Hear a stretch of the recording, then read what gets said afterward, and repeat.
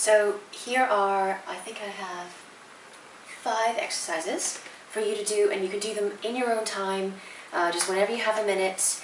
I would suggest that you do each exercise anywhere between 8 and 15 times, depending on how comfortable or how tired you feel. If at any point you feel any chest pains, if you feel any dizziness, any faintness, stop, okay? But you can do these just throughout the day, whenever you have a moment. You don't need anything other than a water bottle and the tin cans that we used today. Okay, so we're going to start off with a squat, holding the water bottle. So remember, it's the first exercise that we did today. So again, think about your posture. You're standing nice and tall. You're standing with your pelvis tucked slightly underneath you. So that activates, turns on the pelvic floor, activates the core. So you're drawing your belly button into your spine, suck it in basically. And you're holding your water bottle in front of you with your feet hip distance apart and your toes pointing forward.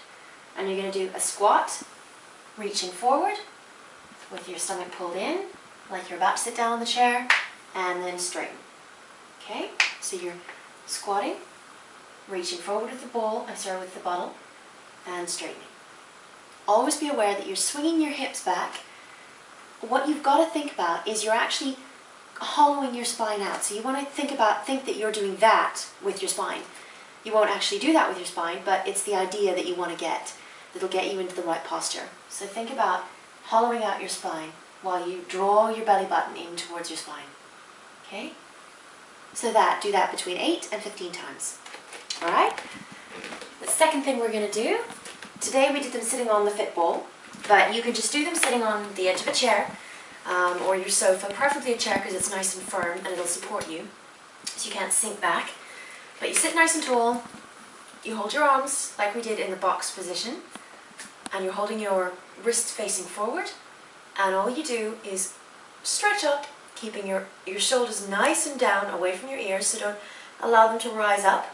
Keep them nice and pulled down and back down.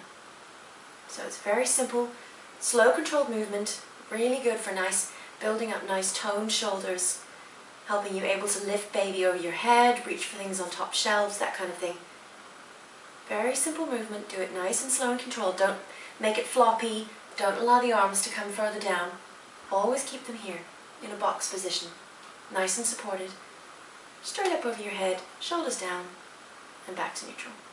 Okay? Again, do that anywhere between 8 and 15 times. Your third exercise is the donkey kick. I'm just going to use a cushion underneath my knees, and you're on all fours. And now, what you're going to do is, again, drawing your navel or your belly button in towards your spine, protect your back, so you're not allowing your back to fall down like that. You want to keep it nice and held and supported. You're going to lift your right leg, keeping your leg bent, and think about pushing the heel up towards the sky. Okay? So what you were doing today, your tendency is to push it back there. What you want to do is think about keeping that leg bent and curling it up towards the sky. And that's when you'll really feel this muscle get involved, because that's the muscle we're trying to target. This is your glute. It's the biggest muscle in your body, and it's a fantastically strong muscle, but it needs a bit of toning. It needs this exercise to get into it. This is a fantastic exercise.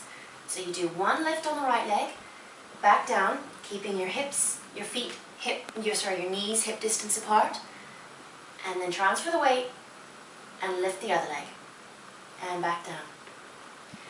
If you can do this in front of a mirror, it's a fantastic tool to have so that you can see exactly what your posture is looking like, whether you're letting your heel swing too far back and you're not getting the benefits of the exercise. You also want to keep remembering that stomach. You want to keep lifting the stomach. You do not want to let it drop down like that.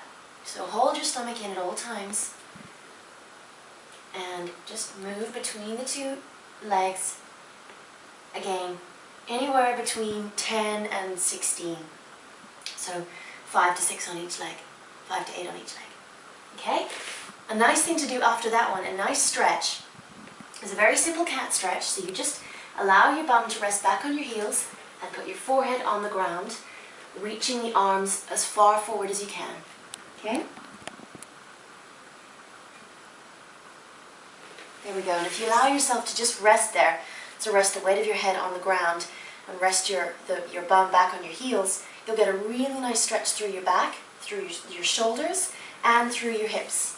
And remember, we said what we spoke about this afternoon, that you do tend to, everyone tends to keep a lot of emotional tension or energy stored in their hips, so it's nice to just stretch it out and release it.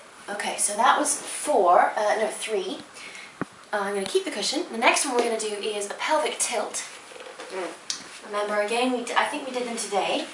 So these are just nice ones where you just lie on your back with your knees crooked up.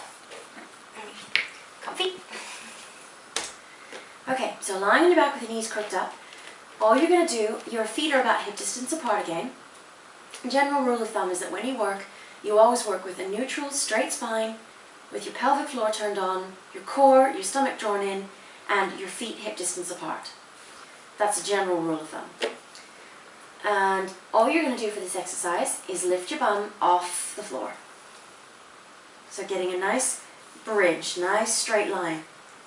And then very gently, roll your spine back down onto the ground. And again, curling up. So the first thing you do is think about your pelvic floor. Turn your pelvic floor on. Then, from the glutes, from the bum muscle, start to curl the pelvis and let the spine follow off the floor, up into a bridge. Hold it there for just a moment, just feel it nice and clenched, and then curl it back down. These are fantastic again for toning the bum, and they work the thighs as well, and you're also activating the core. Or you should be if you're doing it right. Okay? They also really get nicely into the back. So they're just a really, really good all-over body, or all sort of core, bum, thigh exercise. Okay, so like I said, anywhere between 8 and 15, wherever you're comfortable. And remember to roll over onto your side when you come up. Next, we're going to do press-ups. So I'm going to demonstrate on the edge of the sofa. Find something to kneel on. Or if you've got a carpet, maybe you don't need to kneel on anything. Can you come around there? Thank you. So, place your hands on the sofa, slightly wider than your shoulders. And now, a good push-up, you imagine that there is a straight line from your pelvis all the way to your shoulders. So, when you allow yourself to go forward, what you're doing is lowering your chest to the sofa. You're not lowering your chin to the sofa. So think about keeping your bum squeezed together, nice and tight, your stomach drawn in, and your one straight line.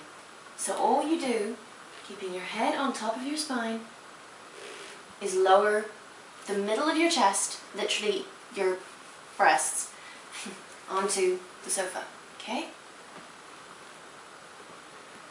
So if you are allowing your shoulders to come up and you're doing this, you're not getting the full benefits of the exercise. So just one more time, just be aware that you need to keep yourself in a nice straight line and lower. It's going to be tough, but this is a nice exercise because you will see results. When you start getting comfortable with the exercise, when you start getting stronger, you will start seeing results and you'll appreciate those results. Okay, so next and final one is the one that we did lying on our side. Now this one is quite tough again. So what you're going to do is you're going to lie